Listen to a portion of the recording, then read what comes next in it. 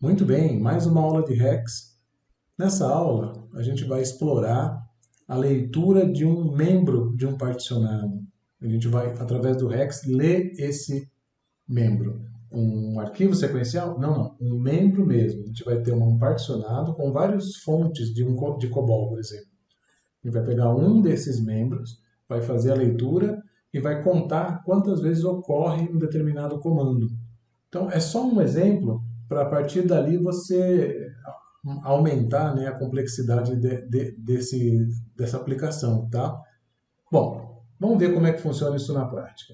Então, eu tenho aqui, a gente tem aqui, na COBLIB desse ambiente, a gente tem um programa COBOL. Então, um programa COBOL simples, ó. Faz a leitura de um nome, a data do sistema e me devolve a data.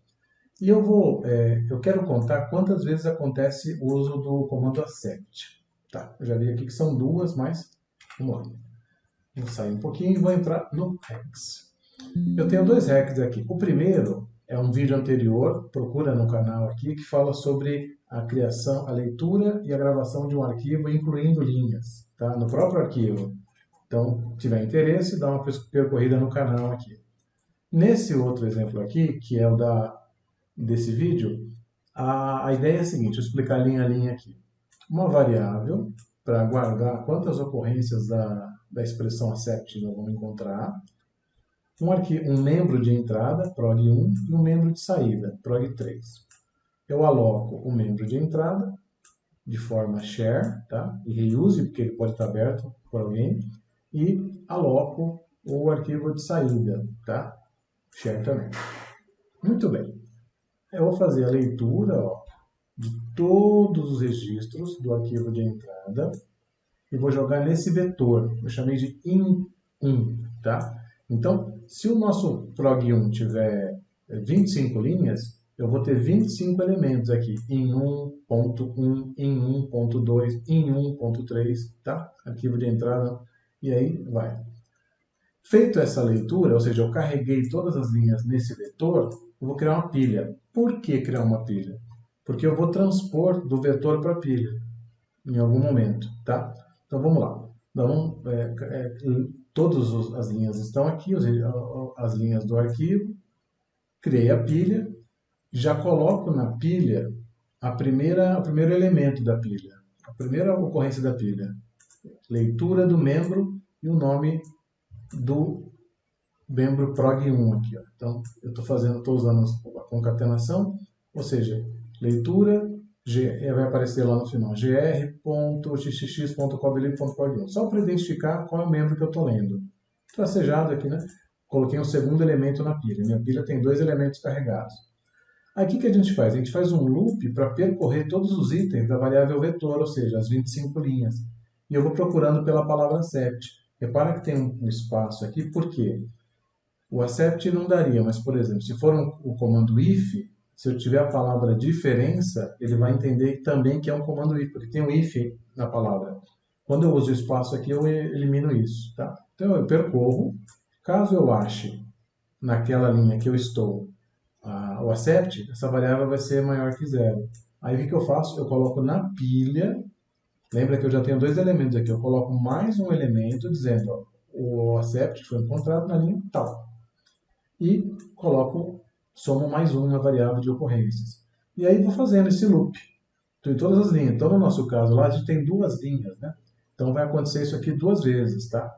Terminou o loop, eu forço o penúltimo elemento da pilha, que é esse tracejado, e o último elemento é isso aqui. Ou seja, minha pilha acabou. Ela contém essa linha, e quantas vezes tiver a ocorrência do accept. E termina com essas duas. Muito bem. Aí aqui embaixo, a gente tem que fazer o contrário. Eu tenho que pegar o que está nessa pilha e colocar numa variável vetor, para poder gravar no arquivo de saída aqui. Ó. Tá? Então, eu zero uma variável que eu vou usar para receber os dados da pilha, atribuo a uma variável o total de elementos da pilha e faço um loop. Ó. Então, o A vai de 1 até tantos elementos que estiverem aqui. No nosso caso, uma linha, duas, aqui vão ter duas ocorrências, 4, então, né? 5, 6. Então, ele vai de 1 a 6. Muito bem. Aí ele lê a primeira linha, que é isso aqui, e joga nessa variável aqui, no primeiro item dela, que é 1. Aí ele lê a segunda linha, joga em dados 2. Lê a terceira linha, dados 3, e por aí vai. Então, ele jogou nessa variável tudo que está na pilha, transpôs. Tá? Terminou, a variável dados ela está completa. Aí a gente faz a gravação dessa variável no arquivo de saída. Fecha os dois arquivos e apaga a pilha. Vamos ver como é que isso fica na prática. Então, voltei. Vamos só conferir aqui, ó. Programa aqui, prog1. Agora eu vou executar, stack 2, ex. Entrou e saiu. Não tinha nenhum display para mostrar finalização. Realmente ele fez e saiu fora. Quando eu entrar aqui na codelib, o prog3 está aqui. E olha o que vai ter nele. O prog1 não foi alterado. Ó. Olha o prog3 agora. Ele me traz um resumo. Ó. Leitura do membro tal. O accept ocorreu nessa linha, e eu tive duas ocorrências do accept. Tá? Então, a ideia deste exercício, deixa eu voltar nele um pouquinho aqui, é te dar o início, né, do entendimento de como fazer a leitura e alguma operação. No meu caso, a ocorrência de um. Você pode expandir isso. Você pode fazer um processo maior, onde o teu Rex pode, por exemplo, analisar se tem identification, e os parágrafos da identification. Se você não encontrar a ocorrência de alguma coisa, você pode usar o query, né? E dizer, olha, faltou tal coisa nessa linha. Então, pessoal, que legal.